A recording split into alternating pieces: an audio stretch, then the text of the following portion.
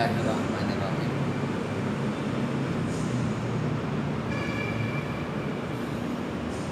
Bismillahirrahmanirrahim. Assalamualaikum warahmatullahi wabarakatuh. Waalaikumsalam warahmatullahi wabarakatuh.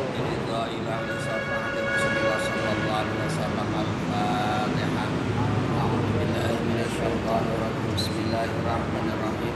Alhamdulillahirabbil alamin arrahmanir rahim maliki yaumiddin. Iyyaka na'budu wa iyyaka nasta'in. Ihdinas siratal mustaqim. Shiratal ladzina an'amta 'alaihim ghairil maghdubi 'alaihim waladdallin. La hadrati habibina wa syafiina wa maulana Muhammadin sallallahu alaihi wasallam wa ala alihi wa ashabihi wa azwajihi wa dzurriyyatihi wa alihi ajmain wa khususan Al-Fatihah. Bismillahirrahmanirrahim.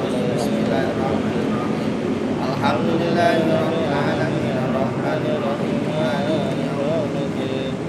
Iyyaka na'budu wa iyyaka nasta'in. Ihdinas siratal mustaqim siratal ladzina an'amta 'alaihim ghairil maghdubi 'alaihim waladdallin. Bismillahirrahmanirrahim. Faslun. Yajibu ala kulli man shalla muqtadiyan fi jum'atin aw ghairiha.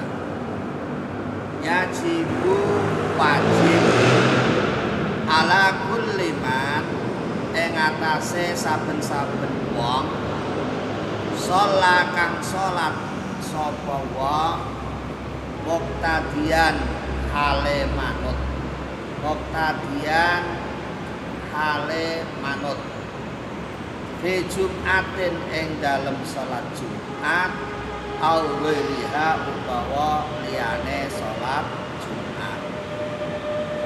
Jadi pasal ini menjelaskan tentang tata cara salatnya orang yang ikut.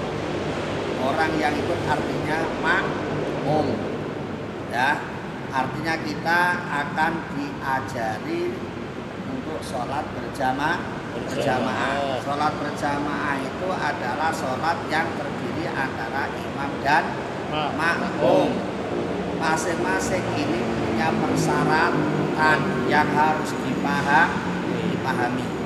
Makmum dia punya persyaratan, imam juga punya persyaratan. Nah, yang akan kita bahas pada malam hari ini adalah persyaratan jadi makmum. Kalau kita jadi makmum, posisi kita jadi makmum ya kita harus paham posisi kita jadi makmum. Kalau posisi kita jadi imam ya kita harus paham kalau kita posisinya jadi imam. Jangan cerombot. Ini kadang-kadang cerombot, makmum cerombot kerjanya imam. Imam terobot kerjanya makmum juga boleh, karena antara makmum dan imam ini punya tanggung jawab masing-masing.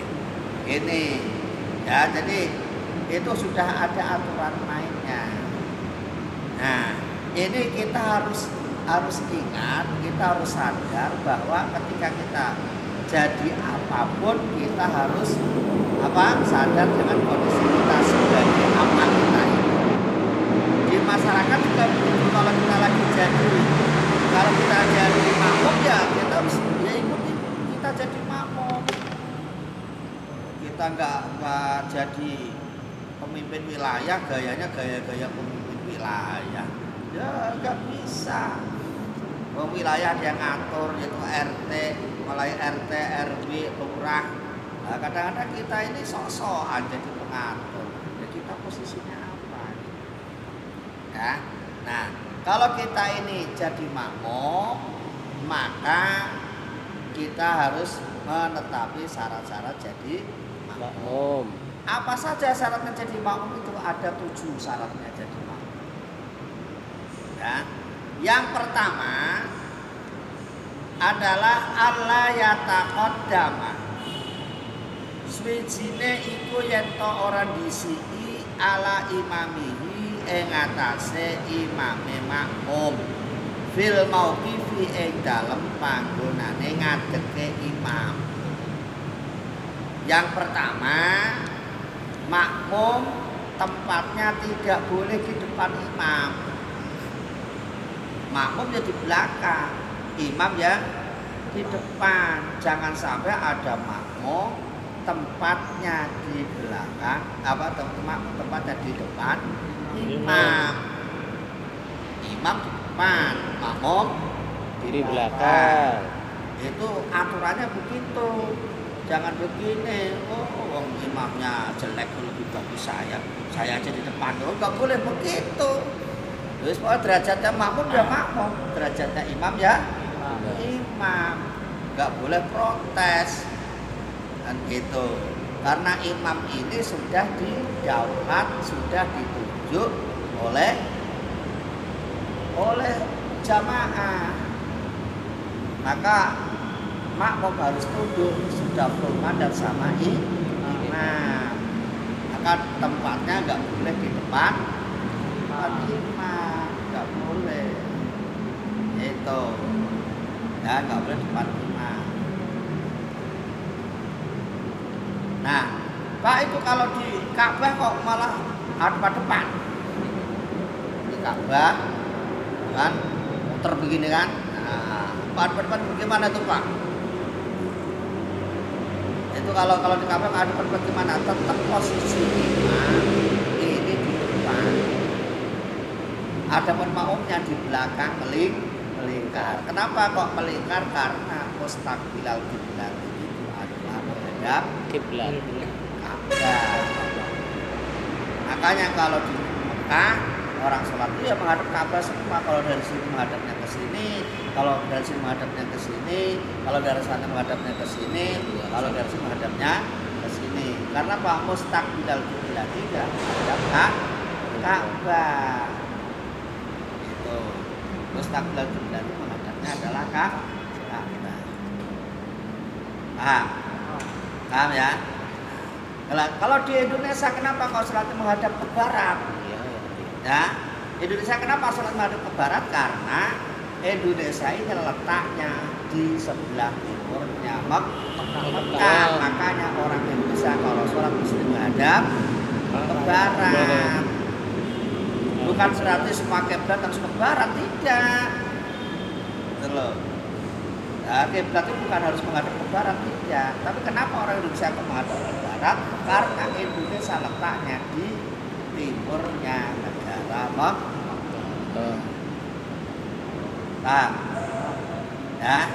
Nah, kalau orang Eropa tempatnya di baratnya Ka'bah, maka orang Eropa sholatnya menghadap ke timur. Makanya tidak harus ke barat menghadap kiblat itu. Itu.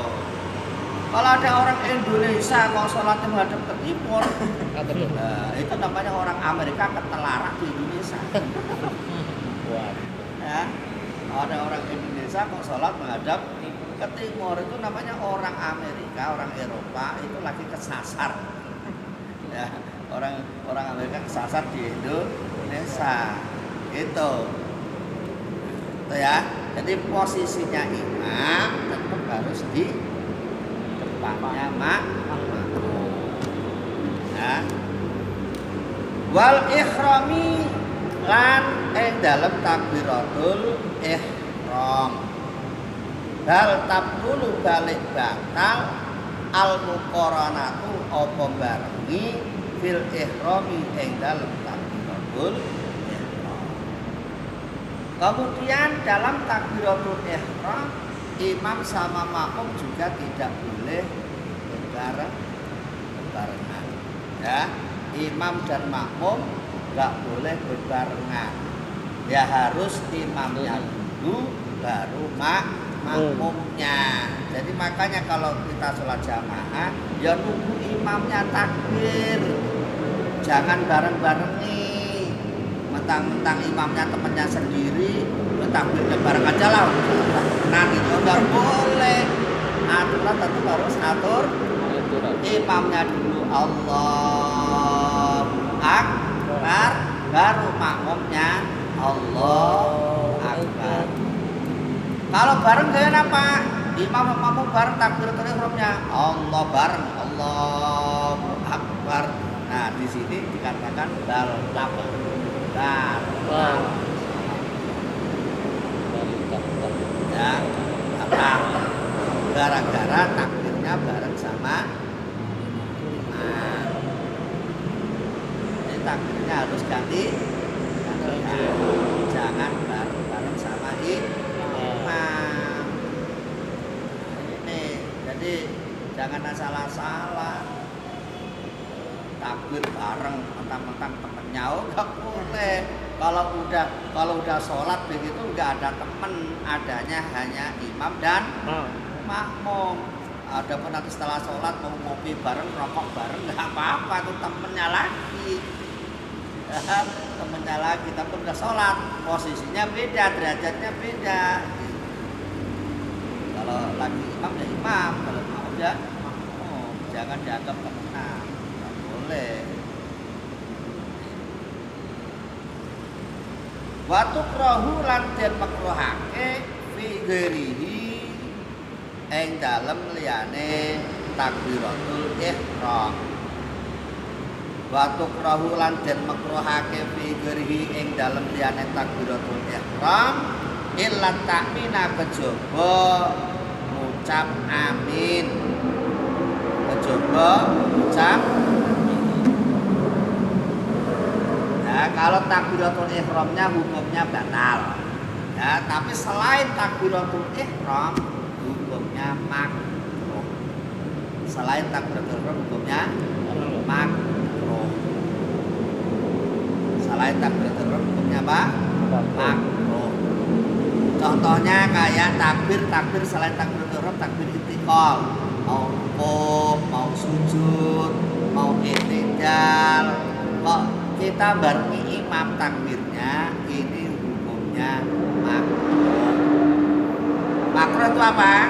Sebaiknya ditinggalkan.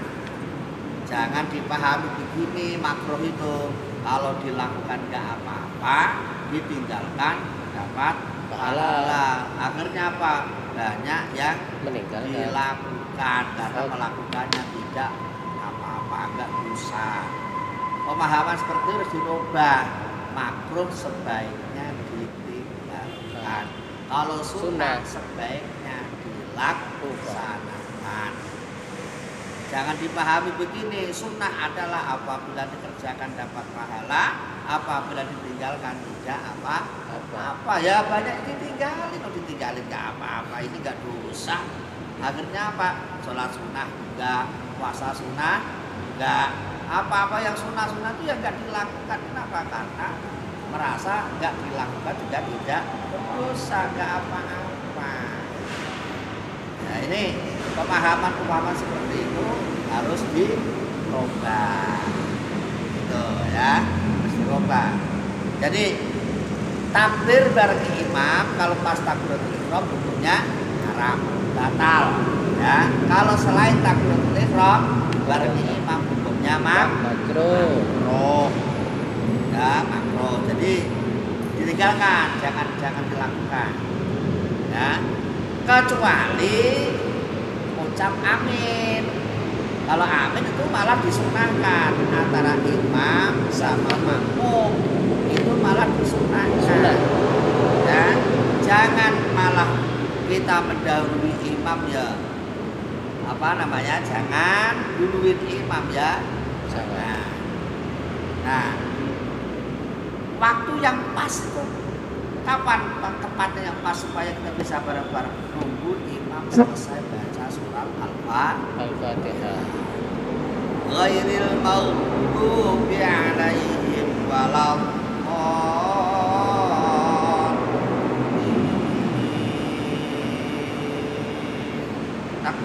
Sapi. Ya, imam harus selesai. Jangan imam belum selesai. Waladdallin. Ini imam belum selesai udah disambung. Amin. Enggak pas. Enggak pas. Ya. Enggak connect namanya. Jadi ada sebuah sabda Rasulullah itu yang mengatakan hal ini, siapa saja orangnya yang aminnya bareng aminnya malaikat ya itu akan bisa. Nah, aminnya malaikat itu kapan ya itu tadi amin malaikat itu barengnya aminnya imam.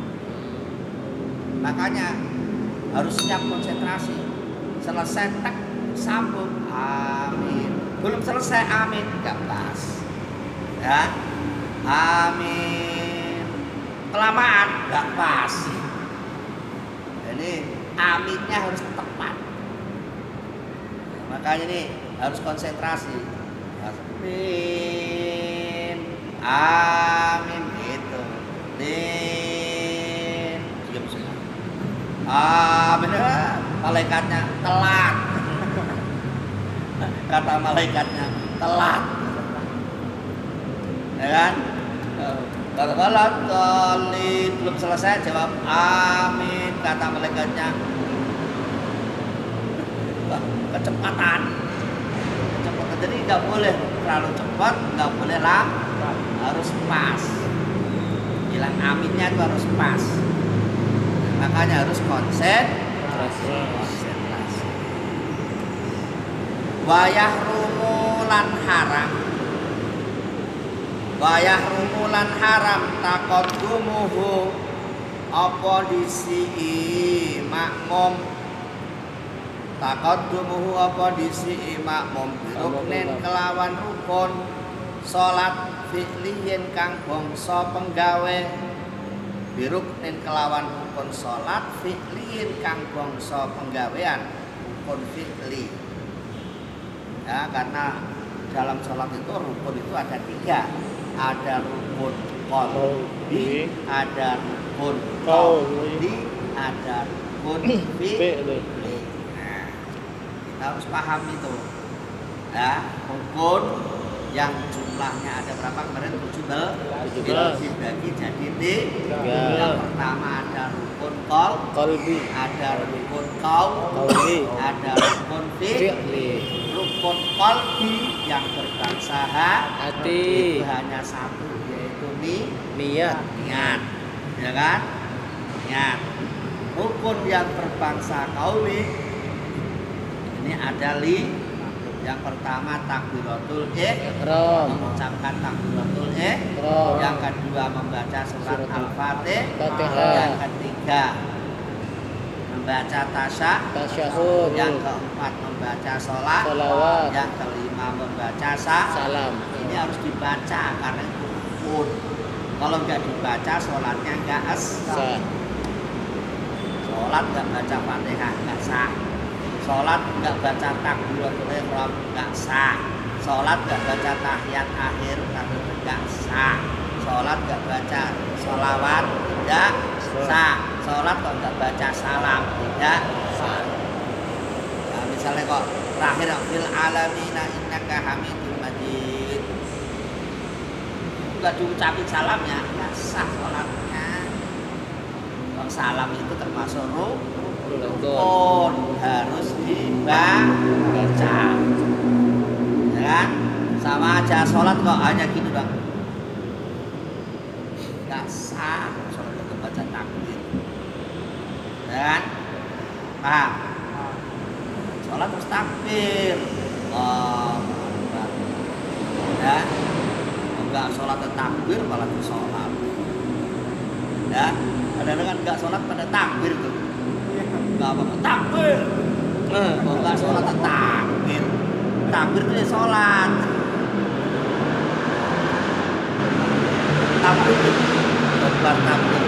Dia sholat enggak mau takbir. Dia sholat aja. Enggak takbir.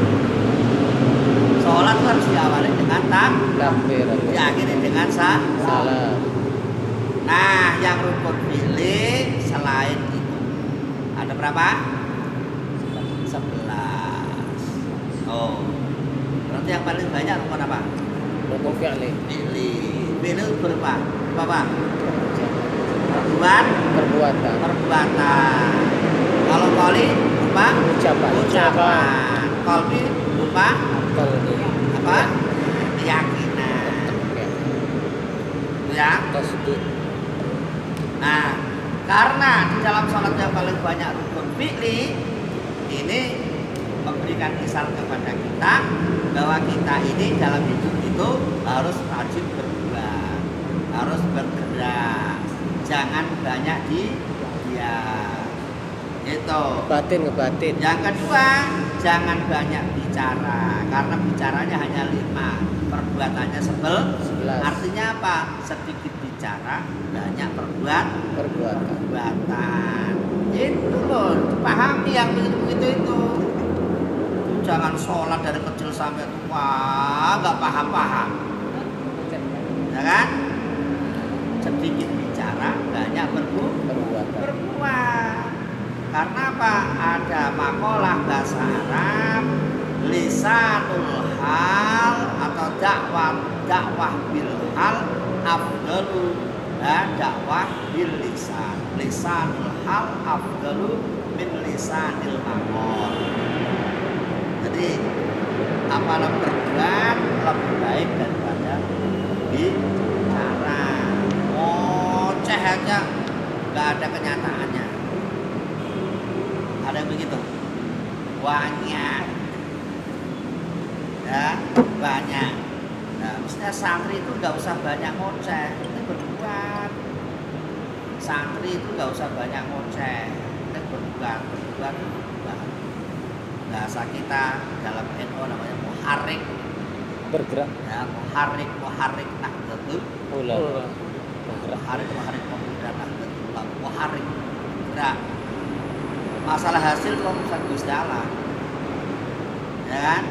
Manusia tuh nggak bisa menentukan, yang penting bergerak, berikhtiar, usaha itu ya gerakan, ada gerakan. Orang ngomong aja ngoceh, kebanyakan ngomong, nggak selesai berbuat, ya. Jangan kok malah jadi komentator. Kalau dalam jadi komentator paling pintar, tapi harus ngelakuin, ya sulit. Karena agak memahami sholat itu kan udah dikasih isyarat begitu. Rukun yang paling banyak adalah rukun bukan rukun qauli itu hanya 5, sedikit. Yang paling banyak rukun fi'li, makanya harus banyak berbuat. Ada kaidah al-harokah barokah. Al-harokah barokah. Bergerak itu insya Allah akan berkah. Ya, bergerak akan berkah. Al-barokah apa? Al-barokah itu ziyadatul khair. Barokah itu apa? Tambahnya kebaikan. Jadi sampai di rumah itu jalan aja, mau ngaji aja. Nggak usah begini, ngaji nggak ada temennya nih dapat apa. Nggak usah begitu, mau ngaji mah ngaji aja. Masalah pinter itu urusannya Gusti Allah. Nggak usah aneh-aneh itu gitu, ngaji aja. Gitu. Dan lama-lama juga pinter sendiri. Kalau udah saatnya pinter. Kalau belum saatnya ya udah. Saatnya jangan derajatnya santri udah santri kerja dulu. Kalau udah nanti udah pinter ya jadi kiai. Ya gitu loh. Tapi nggak usah ngadu gini saya mau ngaji ya biar jadi kiai, nggak usah begitu. Seakan-akan dibatasi. Nggak usah begitu, ngaji aja. Gitu ya. Watab tulu lan batal biruk naihi kelawan rukun loro. Wa kadalan kaya mengkono-mengkono batal at-takhiru.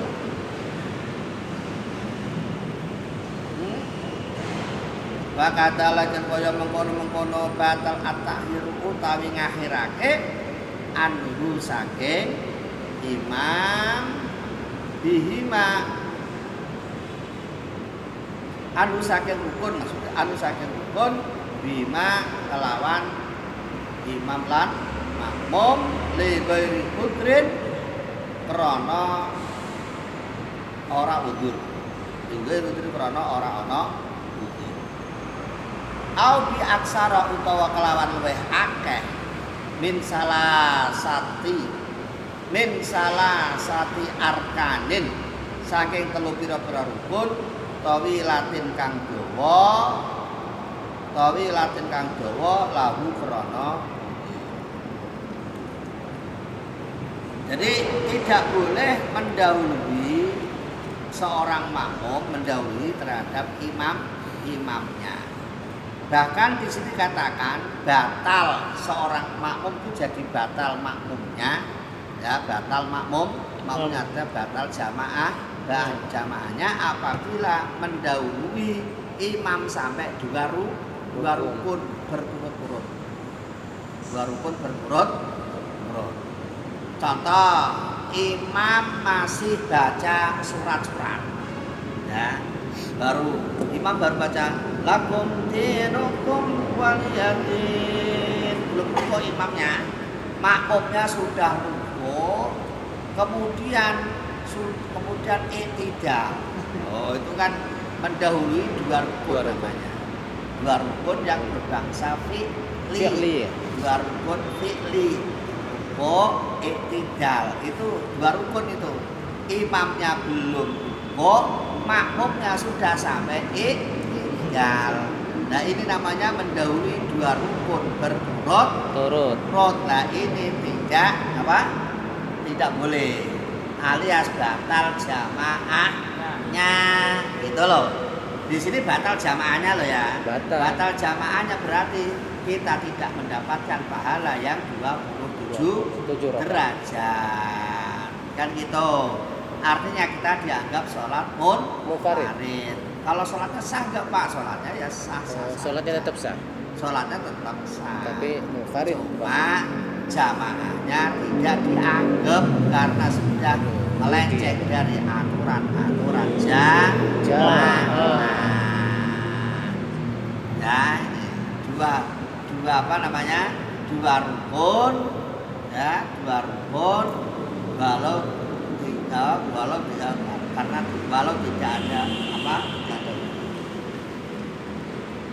ada atau mengakhiri terlalu akhir juga boleh. Terlalu akhir nggak boleh.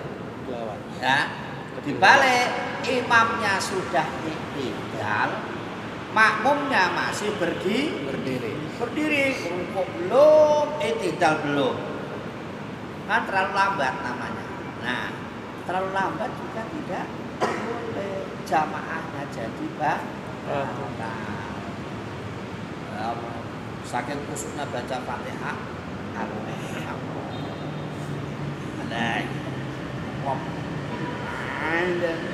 ya, imamnya sudah i'tidal, dia nggak selesai baca Fatihah. Ini namanya terlalu lambat juga akan membatalkan jamaah. Itu. Ya. Atau tiga rukun karena ada udzur. Dua rukun aja nggak boleh, apalagi sampai tiga rukun, mendahului maupun mengakhiri nggak boleh. Dua rukun aja nggak boleh. Ya, kalau satu rukun masih boleh. Ya, satu rukun masih boleh. Ya, misalnya kok imamnya itu baru lakum dinukum waliyadin, makmumnya udah rukuk duluan, Allahu Akbar duluan rukuknya. Ya? Nah, itu baru satu, itu masih belum dianggap membatalkan. Kalau udah dua kali berturut-turut baru dianggap batal jamaah. Nah, makanya yang baik itu makmum itu harus komando di imam, satu komando. Nah, di sini kita ini dituntut harus ikhlas untuk dipimpin, jangan dalelo.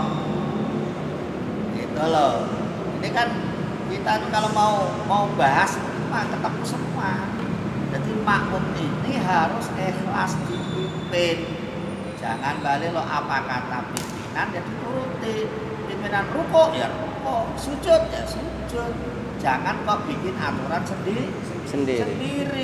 Imamnya rukuk, makmumnya sujud. Ya namanya bikin aturan sendiri itu namanya. Ya, ini terlalu cepat ya nggak boleh, terlalu akhir juga Tidak boleh. harus pas ya, harus pas. Oh, yang pertama.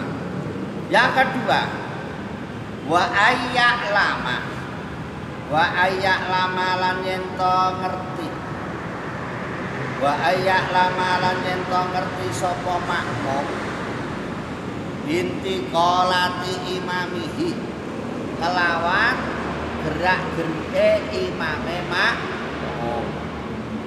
Ya, kelawan gerak-gerike imame makmum. Oh. Jadi syarat yang kedua syarat yang kedua adalah makmum harus mengetahui gerak-geriknya Perpindahannya imam ya. perpindahannya itu harus tahu ya. Nah, makmum harus mengetahui intikolat perpindahan gerakan imam itu ya. Bagaimana Pak kalau imam sama makmum jauh? Paling tidak makmum ini bisa melihat baris depannya atau baris depannya, karena baris depannya akan melihat depannya akan melihat depannya sampai baris yang paling depan, baris yang paling depan akan melihat gerak-geriknya Imam. Ini kalenda itu. Atau seorang makmum harus mendengarkan suaranya imam. Bagaimana Pak kalau jauh? Biasanya kalau jamaahnya banyak, makmumnya banyak, ini ada namanya makmum mubalik. Makmum mubalik itu makmum yang menyampaikan suaranya imam.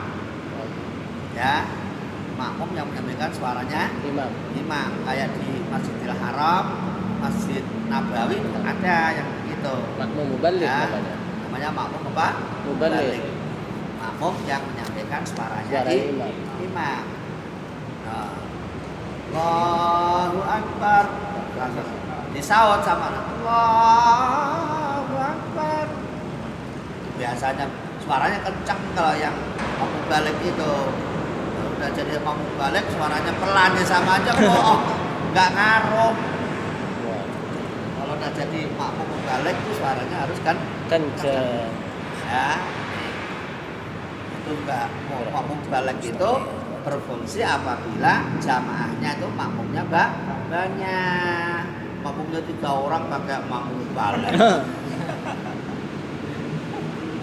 Keren tuh Pak. Ini makmumnya tuh mulia Pak. Ya, kalau masjid segini begini penuh ya, baru perlu makmum balik gitu kan. Musolanya baru 4 kali 6 aja kok pakai makmum balik. 4 kali 6 yang jamaah aja nggak penuh. Ya nggak perlu, gitu ya. Nah, perlunya makmum balik tadi